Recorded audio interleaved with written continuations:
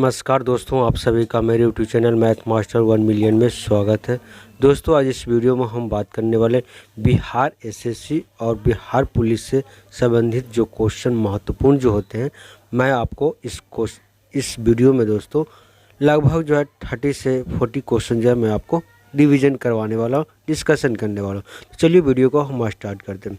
सबसे पहला क्वेश्चन है दोस्तों, वायु क्या है? ठीक है, वायु क्या है? तो ऑप्शन है आपका तत्व, मिश्रण, यौगिक, इनमें से कोई नहीं। ठीक है, तो इसका सही आंसर हो जाएगा वायु जो है एक मिश्रण है। सभी गैसों का क्या है? मिश्रण है। तो इसको याद रखिएगा। ठीक है,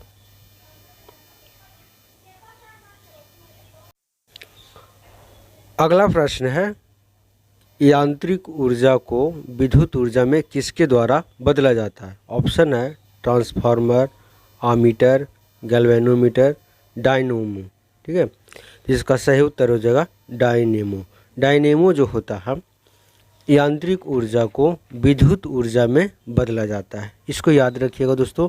डायनेमो को क्या करते हैं? यांत्रिक ऊर्जा को विद्युत ऊर्जा में कन्वर्ट करता है। ठीक है, ट्रांसफार्मर की बात करेंगे दोस्तों। ट्रांसफार्मर जो है विद्युत शक्ति को कम वोल्टता या अधिक वोल्टता को क्या करता है? मापता है। इसको याद रखिएगा। ठीक है, आमीटर की बात करेंगे तो आमीटर जो है किसी परिपथ में विद्युत धारा को मापने वाले यंत्र को क्या कहते हैं? आमीटर कहते हैं। तो दोस्तों आप लोग ये सब पॉइंट जो है आप लोग याद रखिएगा। गैल्वेनोमीटर की बात करेंगे तो गैल्वेनोमीटर जो है किसी भी विद्युत परिपथ में धारा की उपस्थिति को ज्ञात करता है। ध्यान दीजिएगा दोस्तों, गैल्वेनोमीटर जो है किसी विद्युत परिपथ में धारा की उपस्थिति को पता लगाता है और आमीटर जो है उसका विद्युत धारा का मापने वाले यंत्र है। ठीक है, ये दोनों में आप डिफरेंस इसको याद रखिएगा। ठीक है, अगला प्रश्न है कि यदि पृथ्वी पर से कोई चट्टान चंद्रमा पर ले जाएगी तो क्या होगा? ठीक है, ऑप्शन है उसके भार में कोई अंतर नहीं आएगा, उसका मात्रा में कमी आएगी, उसके भार में कमी आएगी या उसके भार में वृद्धि होगी। तो इसको याद रखिएगा दोस्तों कि इसमें जो है उसकी मात्रा में भार में जो है कमी आएगी। ध्यान दीजिएगा, उसके भार में क्या आएगी? भार में कमी आएगी। ठीक है, ऑप्शन नंबर जो है सी होगा। अगला प्रश्न है कि सल्फर का उपयोग किया जाता है डायनामाइट में, गन पाउडर में कि बारूद में, उपयुक्त सभी में। तो इसको दोस्तों याद रखिएगा कि उपयुक्त सभी में होगा, यानी कि ऑप्शन नंबर डी। दोस्तों सल्फर का उपयोग डायनामाइट में भी किया जाता है, गन पाउडर में भी किया जाता है और बारूद में भी किया जाता है। ठीक है, अगला प्रश्न है कि बिल्ली को रात में अधिक दिखाई देता है किसके कारण? ऑप्शन है से भाव, पुतली को विशिष्ट बनावट की वजह से, या दिन में नींद आने की वजह से, या इनमें से कोई नहीं। जिसको याद रखिएगा दोस्तों कि बिल्ली को रात में अधिक दिखाई देता है, उसकी पुतली की विशेष बनावट की वजह से क्या होता है?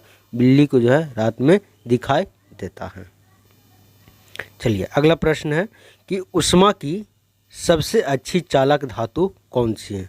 ऊष्मा की जो सबसे अच्छा चालक जो है कौन सी धातु है? ऑप्शन है सोना, एल्युमिनियम, चांदी और पीतल। ठीक है, तो दोस्तों इसमें आंसर हो जाएगा चांदी जो है आपका सबसे अच्छा चालक है ऊष्मा का। अगर दोस्तों इसमें अगर आप हीट देते हैं तो ये बहुत जल्दी चांदी जो है गर्म हो जाएगा। ठीक है, इसको याद रखिएगा। अगला प्रश्न है कि भूगोल पृथ्वी को केंद्र मानकर अध्ययन करने वाले विज्ञान को यह किसने कहा था? ठीक है, भूगोल में जो है पृथ्वी को केंद्र मानकर अध्ययन करने वाला को विज्ञान को क्या कहा जाता है और किसने कहा था? ऑप्शन है बारेनियस, टेलर या कॉन्ट, या इनमें से कोई नहीं। इसको दोस्तों याद रखें। ये सब दोस्तों आपका जो है स्टेटमेंट है, इसको आपको याद रखना पड़ेगा। इसका सही उत्तर हो जाएगा बारेनियस। बारेनियस ने ही कहा था कि भूगोल पृथ्वी को केंद्र मानकर अध्ययन करने वाला विज्ञान है। ठीक है, अगला प्रश्न है कि सौर मंडल के बारे में विश्व के समक्ष जानकारी प्रस्तुत करने के श्रेय किस विद्वान को जाता है? ऑप्शन है आपके सामने कोपरनिकस, केपलर, गैलीलियो या इनमें से कोई नहीं। इसका राइट आंसर हो जाएगा दोस्तों कोपरनिकस। कोपरनिकस जो है सौर मंडल के बारे में जो है सबसे पहले जो है जानकारी साझा किए थे। ठीक है, इसको याद रखिएगा। अगला प्रश्न है कि सूर्य के चारों ओर घूमने वाले खगोलीय पिंड क्या कहलाते हैं?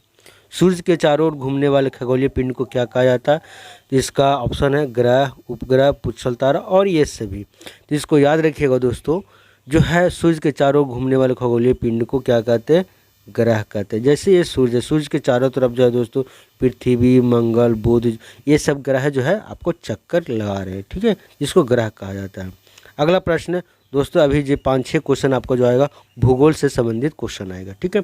अगला प्रश्न है कि भूलोक भूतल का अध्ययन ऐसा किसने कहा था? भूलोक जो है भूतल का अध्ययन, यह स्टेटमेंट है दोस्तों, इसको आपको याद रखना पड़ेगा, ठीक है। ऑप्शन है बारेनियस, टेलर, कांट या कार्ल रिटर। इसका सही आंसर हो जाएगा कांट। ये दोस्तों आपका स्टेटमेंट है, आप इसमें कोई चेंज ही नहीं कर सकते, तो इसको आपको याद रखना होगा। अगला प्रश्न है कि सौर मंडल में कुल कितने ग्रह हैं? ठीक है, सौर मंडल में कुल ग्रह कितने हैं? ऑप्शन है 12, 10, 9, 8। तो इसका सही उत्तर हो जाएगा 8। दोस्तों अभी तक जो है सौर मंडल में 8 ग्रह को ही मान्यता मिला है, ठीक है, इसको याद रखिएगा। अगला प्रश्न है कि किसी ग्रह के चारों ओर परिक्रमा करने वाले छोटे आकाशीय पिंड को क्या कहते हैं? किसी ग्रह के चारों ओर परिक्रमा करने वाले छोटे आकाशीय पिंड को क्या कहते हैं? पुच्छल तारा, ग्रह या उपग्रह या इनमें से सभी। तो इसको याद रखिएगा दोस्तों कि जो है ग्रह के चारों ओर जो आकाशीय पिंड जो छोटे छोटे परिक्रमा करते हैं उसको उपग्रह कहते हैं। जैसे पृथ्वी है दोस्तों, पृथ्वी के चारों ओर चंद्रमा क्या होता है? घूमते रहता है, मूव करते रहते हैं, ठीक है, इसको याद है। अगला प्रश्न है कि ग्रहों के गति का नियम प्रतिपादित किसने किया था? ऑप्शन है केपलर, गैलीलियो, न्यूटन या इनमें से कोई नहीं। तो इसको याद रखिएगा दोस्तों, ग्रहों का गति का नियम जो दिया था केपलर ने दिया था। गैलीलियो जो है, यहाँ पर ध्यान दीजिएगा, गैलीलियो जो है आपका न्यूटन जो है गुरुत्वाकर्षण का नियम दिया था, ठीक है, और केपलर जो है ग्रहों का नियम का खोज किया था, ठीक है, इसको याद रखिएगा। अगला प्रश्न है कि मुद्रा आपूर्ति किसके द्वारा नियंत्रित किया जाता है? मुद्रा, भारत में जो मुद्राएं हैं उसका आपूर्ति द्वारा किसके द्वारा नियंत्रित किया जाता है? ऑप्शन है वित्त आयोग, योजना आयोग, व्यापारिक बैंक या भारतीय रिजर्व बैंक। इसको याद रखिएगा, भारतीय रिजर्व बैंक के द्वारा जो है दोस्तों मुद्रा आपूर्ति को नियंत्रित किया जाता है। चलिए इसके बारे में हम कुछ जानकारी शेयर कर लेते हैं। दोस्तों आरबीआई जो है ना, वो भारत के सभी बैंकों का क्या संचालक है? मेरी बात को ध्यान से सुनिएगा, भारत के सभी बैंकों का क्या है? संचालक है। और रिजर्व बैंक यानी भारतीय रिजर्व बैंक को केंद्रीय बैंक है और भारतीय अर्थव्यवस्था को क्या करता है? ये नियंत्रित भी करता है। दोस्तों इसका स्थापना जो हुआ था 1 अप्रैल, ठीक है, 1935 को हुआ था। तो इसका याद रखिएगा कि आरबीआई का गठन जो है 1 अप्रैल 1935 को हुआ था और इसका वर्तमान जो है गवर्नर जो है शशिकांत दास हैं। इसको याद रखिएगा, ये महत्वपूर्ण पॉइंट थी। अब दोस्तों हम बात करेंगे यहाँ पर वित्त आयोग के बारे में। वित्त आयोग जो है एक संवैधानिक निकाय, इसको याद रखिएगा। वित्त आयोग कैसा आयोग है? एक संवैधानिक निकाय है जो भारत सरकार और राज्य सरकार के बीच जो राजकोषीय से संबंधित जो मामले होते हैं उसको ये देख रेख करता है और ये राजकोषीय संघवाद की धुरी भी कहा जाता है। दोस्तों वित्त आयोग का जो है अनुच्छेद 280 में भी क्या किया गया है? इसको वर्णित किया गया है। याद रखिएगा, अनुच्छेद 280 में इसको वर्णित किया गया है और इन वित्त आयोग की स्थापना जो है 1951 में इसको स्थापित किया गया था, ठीक है। तो अब दोस्तों कुछ मुख्य पॉइंट जो मैं आपको बताता हूँ वो आप नोट कर सकते हैं, ठीक है।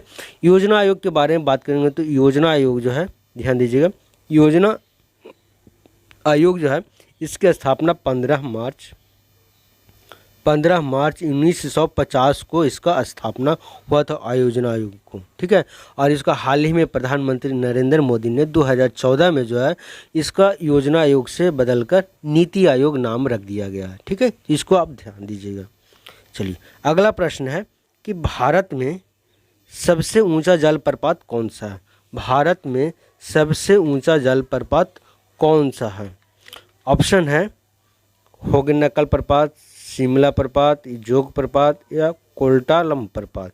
जिसको याद रखिएगा कि जोग प्रपात जो है भारत में सबसे ऊंचा जल प्रपात है, ठीक है। अगला प्रश्न है जूट उत्पादन में सबसे प्रचुर देश प्रचुर प्रदेश कौन सा है? ठीक है, ऑप्शन है तमिलनाडु, पश्चिम बंगाल, उड़ीसा और केरल। तो दोस्तों बता दें हम कि भारत में जो है सबसे ज़्यादा जूट उत्पादन जो होता है पश्चिम बंगाल में होता है। अगर देश हम बात करेंगे किसी देश का, तो बांग्लादेश में जो है सबसे ज़्यादा जो है जूट का उत्पादन होता है। इसको याद रखिएगा दोस्तों। विश्व में प्रथम स्थान जो है जूट उत्पादन के मामले में बांग्लादेश प्रथम स्थान पर और दूसरा स्थान पर भारत है। इसको याद रखिएगा, ठीक है। अगला प्रश्न है कि निम्नलिखित में से कौन सा देश पाल्क स्टेट से जुड़े हुए हैं? पाल्क स्टेट, ये बहुत ही महत्वपूर्ण क्वेश्चन है दोस्तों। चलिए, इसका ऑप्शन है पाकिस्तान, चीन, भारत, श्रीलंका, उत्तर कोरिया, दक्षिण कोरिया और ब्रिटेन, फ्रांस। तो इसको याद रखिएगा, जो पाक स्टेट जो है, ठीक है, भारत और श्रीलंका के बीच में स्थित है। इसको याद रखिएगा, ठीक है। अगला प्रश्न है कि भारत में किस राज्य को चावल का कटोरा कहा जाता है? किस राज्य को चावल का कटोरा कहा जाता है? तो इसका ऑप्शन है तमिलनाडु, आंध्र प्रदेश, कर्नाटक और केरल, ठीक है। तो इसका सही आंसर हो जाएगा दोस्तों Andhra Pradesh, option number B, ठीक है। बी जो है आंध्र प्रदेश चावल का कटोरा कहा जाता है। अगला प्रश्न है कि पहली बार परमाणु बम कहाँ फेंका गया था? ऑप्शन है नागासाकी, हांगकांग, टोक्यो या हिरोशिमा। तो इसको याद रखिएगा दोस्तों, सबसे पहले जो है परमाणु बम जो गिराया गया था हिरोशिमा में गिराया गया था, उसके बाद जो है नागासाकी पर गिराया गया था, ठीक है। अगला प्रश्न है ओजोन परत कहाँ पाई जाती है? ओजोन परत कहाँ पाई जाती है? ऑप्शन है आयनमंडल, बहिर्मंडल, क्षममंडल और समतापमंडल। तो दोस्तों याद रखिएगा, ओजोन परत जो है समतापमंडल में होता है, ठीक है। समताप मंडल में दोस्तों हवाई जहाज भी क्या करते हैं, उड़ते हैं, ठीक है। इसको याद रखिए। क्षोभ मंडल की बात करेंगे दोस्तों, क्षमा मंडल नहीं है, क्षोभ मंडल। क्षोभ मंडल में जितने भी पृथ्वी पर जो मौसम संबंधी घटनाएं होती हैं, वर्षा होना, गर्मी होना, लू चलना, ये सभी घटनाएं जो है क्षोभ मंडल में ही होती है, ठीक है। तो इसको याद। आयन मंडल की बात करेंगे दोस्तों, तो यहाँ पर जो है पॉजिटिव और नेगेटिव यहाँ पर होते हैं, मतलब कि ऋण आयन धन आयन बाहर रहते हैं। और बाहिर्मंडल की बात करेंगे दोस्तों, तो बाहिर्मंडल के बाद उसके बाद जो है ऑक्सीजन आपको नहीं मिलेगा, ठीक है, याद रखिएगा इसको। अगला प्रश्न है महात्मा गांधी का राजनीतिक गुरु कौन था? महात्मा गांधी का राजनीतिक गुरु कौन था? ऑप्शन है अरविंद घोष, गोपाल कृष्ण गोखले, बाल गंगाधर तिलक और लाला लाजपत राय। तो इसको याद रखिएगा कि महात्मा गांधी का राजनीतिक गुरु जो थे वो गोपाल कृष्ण गोखले थे, ठीक है। इसको याद रखिए, गोपाल कृष्ण गोखले थे महात्मा गांधी के राजनीतिक गुरु। अगला प्रश्न है कि महात्मा गांधी को राष्ट्रपिता के रूप में किसने सबसे पहले राष्ट्रपिता कहा था? ऑप्शन है सुभाष चंद्र बोस, जवाहरलाल नेहरू, सरदार वल्लभ भाई पटेल, इनमें से कोई नहीं। तो इसको जो है दोस्तों ऑप्शन हो जाएगा सुभाष चंद्र बोस, ठीक है। महात्मा गांधी को जो है राष्ट्रपिता की संज्ञा सुभाष चंद्र बोस ने ही दिया था, ठीक है। इसको याद रखिए। अगला प्रश्न है कि प्रथम गोलमेज सम्मेलन कहाँ हुआ था? प्रथम गोलमेज सम्मेलन कहाँ हुआ था? ऑप्शन है नई दिल्ली, लंदन, बम्बई या इनमें से कोई नहीं। तो इसको याद रखिएगा दोस्तों कि प्रथम गोलमेज सम्मेलन जो हुआ था लंदन में हुआ था, ठीक है। प्रथम गोलमेज सम्मेलन की बात करेंगे दोस्तों तो नवंबर, ठीक है, नवंबर 1930 से लेकर याद रखिएगा जनवरी 1931 तक ये चला था गोलमेज सम्मेलन लंदन में, ठीक है। और ये साइमन आयोग के द्वारा प्रस्तुत किया गया था। इसको याद रखिए, किसका आयोग प्रस्तुत किया गया था? तो साइमन आयोग के नेतृत्व में जो है प्रथम गोलमेज सम्मेलन हुआ था। इसको याद रखिएगा। अगला प्रश्न है कि देश को लौह पुरुष किसे कहा जाता है? ऑप्शन है सरदार पटेल, पंडित जवाहरलाल नेहरू, महात्मा गांधी, लोकमान्य तिलक। तो लौह पुरुष की संज्ञा जो है दोस्तों सरदार पटेल को दिया गया है, ठीक है। इसको याद रखिएगा। अगला प्रश्न है कि महात्मा गांधी को अंधा नंगा फकीर किसने कहा था? वेरी वेरी इंपॉर्टेंट क्वेश्चन है दोस्तों। महात्मा गांधी को अंध नंगा फकीर किसने कहा था? तो ऑप्शन है हिटलर, जिन्ना, चर्चिल, माउंटबेटन, ठीक है। तो इसका आंसर हो जाएगा विंस्टन चर्चिल जो है दोस्तों महात्मा गांधी को अंध नंगा फकीर कहा था, ठीक है। अगला प्रश्न है कि महात्मा गांधी को निम्नलिखित में से किनसे सबसे अधिक प्रभावित थे? महात्मा गांधी जो है किनसे सबसे अधिक प्रभावित थे? तो ऑप्शन है Bernard Shaw, Leo Tolstoy, Karl Marx. ठीक है, तो इसका आंसर हो जाएगा दोस्तों यहाँ पर जो है सबसे अधिक प्रभावित जो थे महात्मा गांधी से, वो लियो टॉल्स्टॉय से जो है महात्मा गांधी प्रभावित थे। ठीक है, या यूरोप के रहने वाले थे। महात्मा गांधी का जन्म कब हुआ था? अगला प्रश्न है दोस्तों कि महात्मा गांधी का जन्म कब हुआ था? जिसको याद रखिएगा दोस्तों 1869 ईस्वी में जो है महात्मा गांधी का जो है जन्म हुआ था। अगला प्रश्न है कि पंजाब केसरी के नाम से विख्यात थे कौन है? रंजीत सिंह, गुरु गोविंद सिंह, गुरु नानक सिंह और लाला लाजपत राय। तो ऑप्शन हो जाएगा लाला लाजपत राय जो है पंजाब केसरी के नाम से फेमस हैं, प्रसिद्ध हैं, विख्यात हैं। ठीक है, अगला प्रश्न है कि निम्नलिखित में से कौन सी गंगा की सहायक नदी नहीं है? ठीक है, ऑप्शन है सुवर्णरेखा, सोन, गंडक, कोसी। ठीक है, तो इसका आंसर हो जाएगा दोस्तों सुवर्णरेखा नदी। सुवर्णरेखा नदी जो है दोस्तों ये झारखंड में ही बहती है। ठीक है, इसको याद रखिएगा, कहाँ बहती है? झारखंड में बहती है। सोन नदी की बात करेंगे दोस्तों तो मध्य प्रदेश से होते हुए आपका बिहार में और गंगा नदी में आकर मिल जाती है। गंडक भी जो है दोस्तों गंगा की सहायक नदी है जो बिहार में बहती है। कोसी भी जो है दोस्तों बिहार में ही बहती है जो नेपाल से निकलकर गंगा में आकर मिल जाती है। ये तीनों ऑप्शन आपका जो गंगा में सहायक होती है, और सुवर्ण रेखा नदी जो है ये गंगा में नहीं मिलती है, इसको याद रखिएगा। कितने वर्ष के पश्चात, अगला प्रश्न है कितने वर्ष के पश्चात राष्ट्रीय जनगणना होती है? ऑप्शन है 10, 5, 3, 25। तो इसका सही आंसर हो जाएगा 10। दोस्तों हमारे देश में जो है 10 वर्ष पर जो है हर 10 वर्ष पर जो है जनगणना होता है। ठीक है, इसको याद रखिएगा। अगला प्रश्न है कि काजीरंगा राष्ट्रीय पार्क कहाँ स्थित है? काजीरंगा राष्ट्रीय पार्क कहाँ स्थित है? ऑप्शन है उड़ीसा, महाराष्ट्र, असम, इनमें से कौन है? तो दोस्तों इसका सटीक आंसर जो हो जाएगा ऑप्शन नंबर सी, असम। दोस्तों हम बात करेंगे असम जो है, असम को में जो काजीरंगा राष्ट्रीय पार्क स्थित है ये इसको 1985 में जो है यूनेस्को द्वारा विश्व धरोहर में शामिल किया गया था। याद रखिएगा 1985 ईस्वी में विश्व धरोहर यूनेस्को द्वारा जो है शामिल किया गया था। और काजीरंगा पार्क जो है दोस्तों एक सिंह गैंडा वाला से क्या फेमस है, तो इसको याद रखिएगा। ठीक है, अगला प्रश्न है कि ऑपरेशन फ्लड किससे संबंधित है? ऑपरेशन फ्लड किससे संबंधित है? तो ऑप्शन है तमिलनाडु, बाढ़ नियंत्रण, दूध का आयात या डेयरी विकास। ठीक है, तो इसको याद रखिएगा दोस्तों ऑपरेशन फ्लड जो है डेयरी विकास से संबंधित है, ना कि दोस्तों दूध का आयात। बहुत सारे दोस्तों ऑप्शन लगाएंगे हमारे मित्र जो हैं वो दूध का आयात पर नहीं दोस्तों। ठीक है, याद रखिएगा कि डेयरी के विकास से संबंधित ऑपरेशन फ्लड है। ठीक है, अगला प्रश्न है कि धान की खेती के लिए उत्तम मिट्टी कौन सी है? धान की खेती के लिए कौन सी मिट्टी उत्तम है? तो इसका ऑप्शन है सख्त मिट्टी, काली मिट्टी, दोमट मिट्टी और लाल मिट्टी।